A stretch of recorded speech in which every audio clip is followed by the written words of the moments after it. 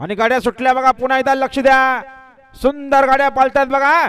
डावीनं super fast गाडी पालते बघा. हेदवलीकरांचा रायबा सोबत नसरापूरकरांचा चिख्या आणि उजून देखील सुंदर अशी गाडी पळते. कोण होणार बिंजोरचे गोळाचा मानकरी. सुंदर गाड्यामध्ये सुंदर अशी लढत सुरू आहे, अतिशय सुंदर आणि निर्वाद वर्चस्व रायबा आणि चिख्याचं.